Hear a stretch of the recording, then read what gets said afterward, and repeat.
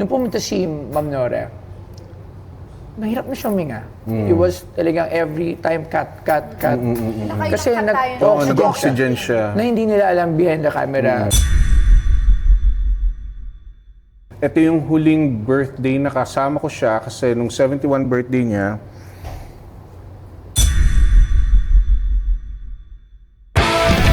Anong ibenta mo? Dito lang sa Pinay Pawn Stars! Wow! May bisita tayo. bro, Sir, magandang hapon at magandang araw. hapon, araw, gabi, madaling araw, umaga, sa inyong lahat. So Sir. sir, yan. Kamusta? Well, eto, coping up, mag-o 1 year na.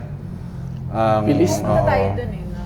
Ang bilis. Yeah, doon tayo huli Actually, doon kita nakilala eh. Unfortunately, doon pa. Pero sir, lahat kayo kilala ko. The whole De Leon family. 5 sila magkakapatid eh. Yes, Kita mo? Alam na alam. Di ba? Lima. Alam mo na. 2 girl tapos. Ano ko, natutulala pa rin ako kasi hindi ko ma-express din yung damdamin ko kasi nga yung kasi di ba before nangyari yung sudden pagkawala ni ma'am, nakapunta pa siya sa akin. And hindi ko Actually, yun yung last na appearance niya. Sabi dun sa comment ko. Yes. Ito na yung last appearance niya sa ano. At hindi ko inaasahan na mamimit ko yung isang Ma'am Ito, Nora Honor. hinanda ng Nandito na pala. Andyan, di ba? Oo, Kasi nagpaparamdam. Oh, di ba? So, Pero syempre, pag may nangyari sa pamilya na sudden, passing ng parent, 'di ba? Hindi madali maka-get over. So kahit sino naman. kahit sino naman. That's why kaya ako nandito dahil para pagpatuloy yung kanyang mga dreams nung siya'y nabubuhay pa. Yes. One of which is May nakwento siya eh. The foundation. Oh yeah. Actually, sir, kukwento ko lang, di ba? Kung Sige, napanood sige. mo yun. Pumunta siya doon, para hindi lang nila alam to. Kasi pwede ko na may kwento. Actually, medyo na to. Nung pumunta si Ma'am Nora, mahirap na siya huminga. It was talagang every time cut. Kasi Nag-oxygen siya. na hindi nila alam behind the camera. Siguro, akala nila Ayaw niya she ng was ganun. okay. Pero she was not. Tapos, ang sabi niyo doon, di ba yung dala niya yung damit? Actually, ayaw niya na din talaga din ibenta. She was there para mag-raise ng fund for the Bicol. Yes. Kasi Sa yun yung Christine. Bagyong Christine. Bagyong Christine. Ganun na yung kalagayan niya nun. Di ba? And actually, siya yung tipong taong hindi niya muna iisipin yung sarili niya. Gusto niya makitang okay yung mga tao. Kahit yung mga... kasi hindi siya yung tipong tao na i-judge ka niya porket presidente ka, or janitor ka, or lawyer ka, doktor ka. Sa kanya, sa mga mata niya, tao ka. Pare-parehas. You have the right to be understood, to be respected, to be loved. And of course, lahat naman tayo nanggaling sa isang Panginoon eh. Yes. So, ganun siya. No, nakakalungkot. Ha? Hinagpa niya ng sobra. Oo, nakakalungkot. Wala nang kami Oo. natin. Nakakalungkot nga talaga. Actually, totally talaga ako nung tulala until now. Ayan, lalo na ngayon, nandito kayo, sir. So, di ba? Talaga, so, what bring you here, sir? Anong... Well, may Napadaan gusto lang lang ata sa... sa Napadaan lang ako eh. Oh, sir, may taga saan ba meeting kayo? lang kami dyan eh. Taga saan kayo? Ha? Taga saan po kayo? Malapit lang, Las Piñas lang. Layo. So, anong sadya niyo po dito, sir? May dala akong pina-dry clean lang. Nakita ko yung yung lugar Video. niyo. So sabi ko, tignan natin kung ano masasabi ni Boss Toy at ikaw na bahala. So, Sige, tingnan nga natin yan. titignan lang natin. Sige. Ayun. No strings attached. Yan, sige, tingnan natin. Ayan. Kasi eto, Dami. 3 piraso Ay, to. nakita ko na Ay, to. eto yun. Ito yung controversial. Controversial to.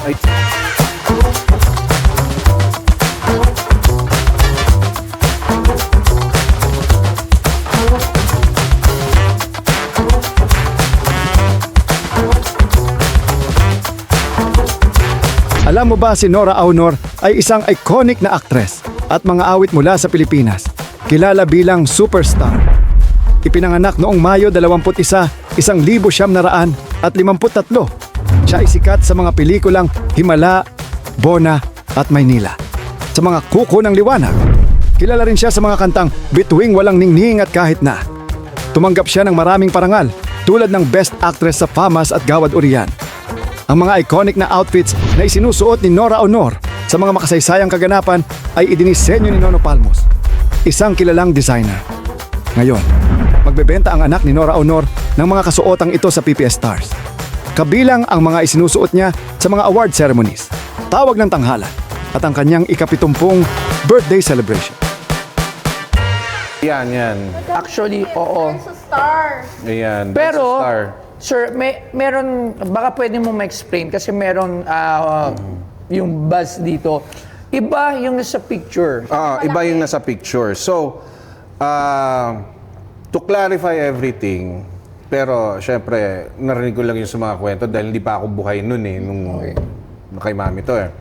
To clarify everything, nung competition, 3 damit ang meron ng bawat performer. Para just in case yung suot niya magkaroon ng wardrobe malfunction o magkaroon ng...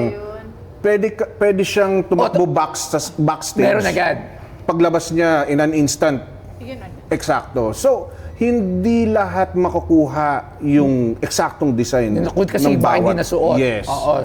So, yun ang kwento niya. Explanation, alright. So, kaya may ganito. So, ayan malinaw yun na. Sa mga, kasi sa iba, pwedeng iba.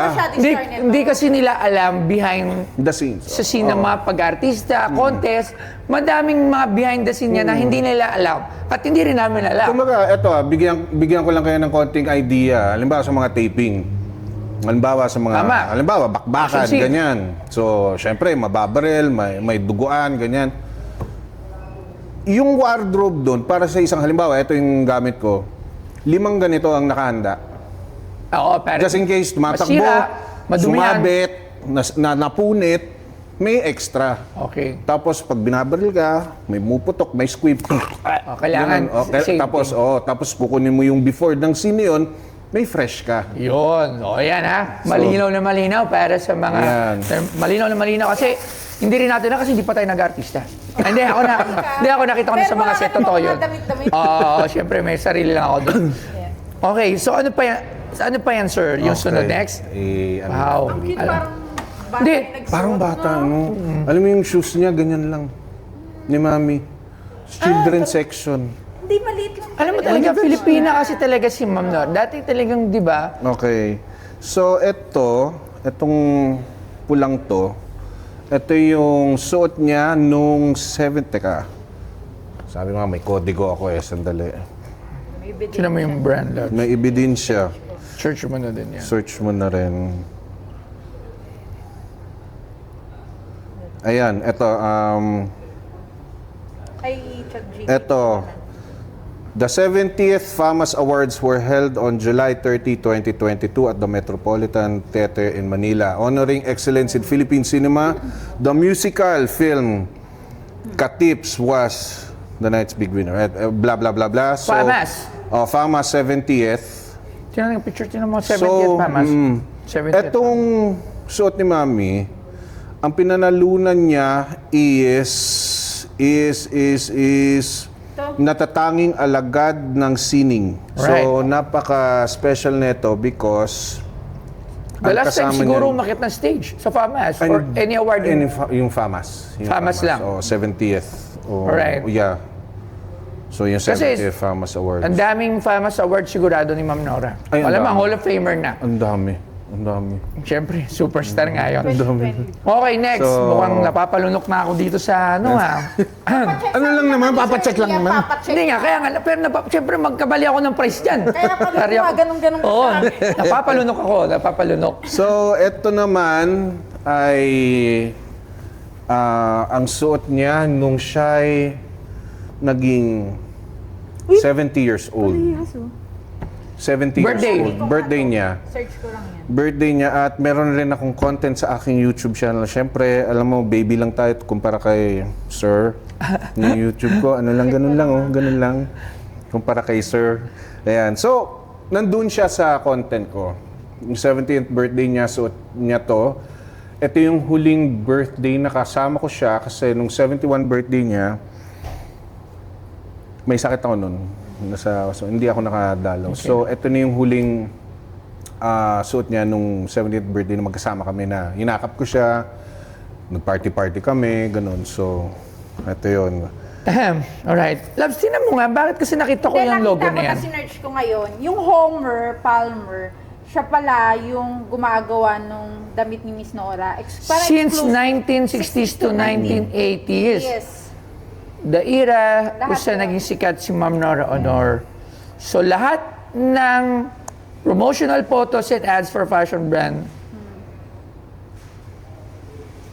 Nag-commercial pala siya ng bench? Yeah.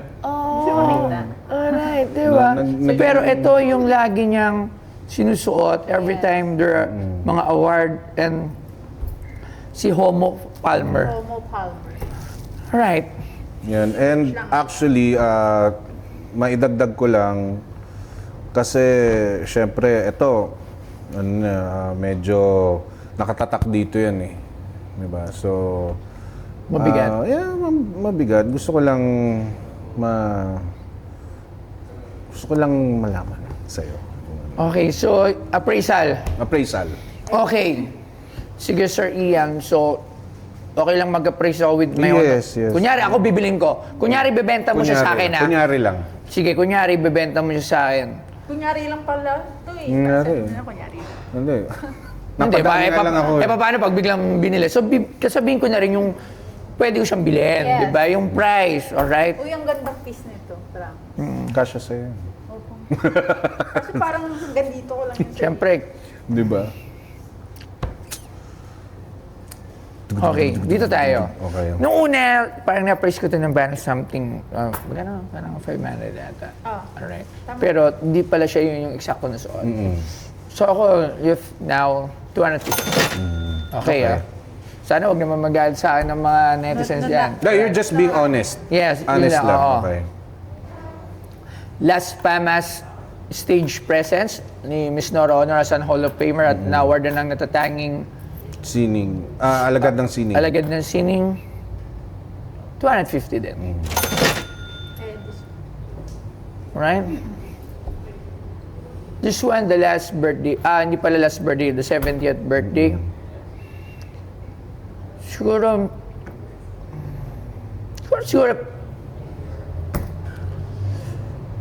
bulong mo muna. Kala may bulong. Layo muna ako.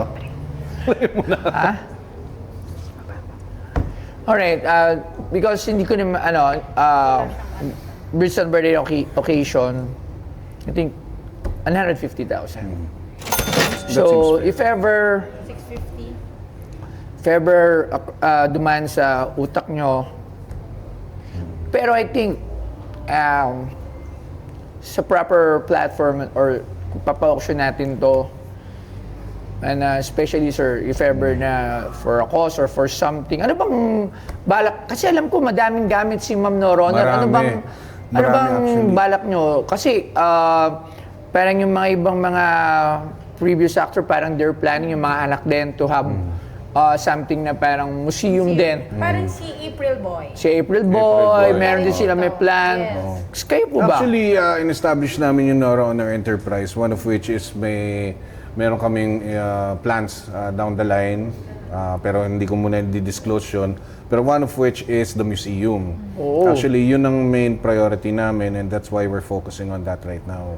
So that's why etong mga to, we need the appraisal in order for us to know the value of each before we put it on display. Ayun. Ganda. Sir, pag open yan, imbitahan mo ako dyan. Oo naman. Right? Pero, sir, may tanong lang ako. If ever kasi meron akong gustong-gusto na kunin kay Ma'am Nora, it was dahil yung si Maria Nora Teresa. Maria Leona Teresa. Siguro it could raise up about to 1 million. Nandiyan po. Meron pa ba nun? Meron pa. Nasa inyo. Sure? Sure na sure. Dapat tingnan niyo sir. Alam mo, Oh, hindi ka siya sa sasakyan. malaki ba yun? Hindi naman, mga... Tita, Yung gaano kay- kalaki yung Maria Nora Teresa? Gaano kalaki yun? Maganda yun. Ayan, ganyan. Mga 3 feet. Meron pa? Meron pa, no? Meron pa. Pa. Meron pa, nandito. Buhay pa yun. Nakakatakot. Pero, Bu- yun, baka- Annabelle, oh. Yun yung very famous eh. Yun Oh yung my gosh. pinagkakaguluhan before. That was the time of Ma'am Nora, Guy and Pip. Yes. Di ba? Yun yung kasagsagan ng love team nila. Parang daig pa nila si si BTS, parang Blackpink, parang si Jennie siya. Pag lalabas, Parang mga bini ngayon.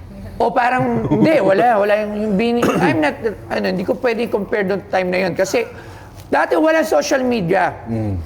It was just a movie, TV.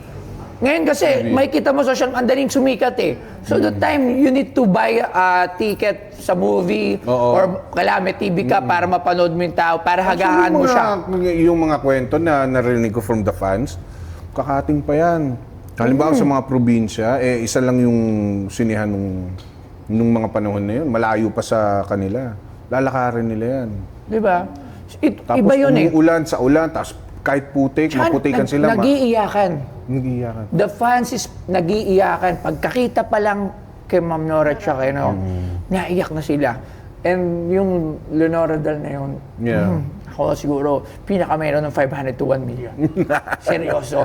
Pero this piece, kung if ever na benta nyo, Yes. 250 each for this. Tapos ito meron mga so 150. Pero ako this two, ganun yung mga price. No problem. Oo. At least ngayon alam na natin yung value niya. So I hope na if ever balik man dito or makita sa museum mo, sa museum nyo po, museum. pagka nun, I'm glad na pumunta doon para may vlog din natin. Malay mo, pwede tayo mag-collab. Oh. Kaya baka Maglaan tayo ng space dito para kay Mami, di ba? Opo, pagka Papuntahin nakabili, natin pag dito nakabili tayo dito, actually, Kahit yung Maria Leonora. Oo. grabe yun. Grabe. Baka bumalik po Iconic kayo yun dito eh. maya-maya. Grabe yung Maria Leonora. Oo, pero sa tingin ko hindi naman kasi syempre, yun lang po yung kaya ko, sir. Hindi ko po binababa yung price ng gamit ng isang superstar natin. Pero yun yung price na mabibigay Yes. sa inyo. Oo. I understand. Okay? Para alam natin yung value and more to come. Ayan, more to come, di ba? Sa museum yun. Hindi, kasi kailangan namin talaga malaman yung value ng mga items. So, ikaw yung lalapitan ko para malaman. Sige, sir. Sir, maraming salamat. Ayan, thank you. Isang karangalan na makapunta. kayo, no? Kinabahan ako, sabi ko. Sabi niya, baka million na to. Pero it's a nice piece lahat yung dala niyo dito. Yes, And yes, I hope, oo. if ever, di ba? So, Ma'am Nora. Ayan. Yes, ako po si Ian De Leon. First time ko actually dito sa Pinoy Pawn Stars sa Calabos Toyo. Ang unang impression ko dito pagpasok ko is namangha ako sa mga list of items. Yung mga ibang items dito actually meron ako dati. Kaso lang, ayun, na-dispose ko na. Anyway, ayun. Siyempre, nandito na rin ako. I will take the opportunity to promote my channel, Ian De Leon Official. Siyempre, ano ba yun eh, nakakaya naman eh, kay Boss Toyo dahil ganun lang naman tayo eh. So, ayun, kung may time kayo, please check out the channel. And of course, ayun, chat-chat tayo doon kung may mga tanong kayo about anything regarding kay Mami or anything whatsoever. Ayun, please feel free to like and subscribe na lang. And of course, kay Boss Toyo. Okay? So, God bless po sa atin lahat dyan.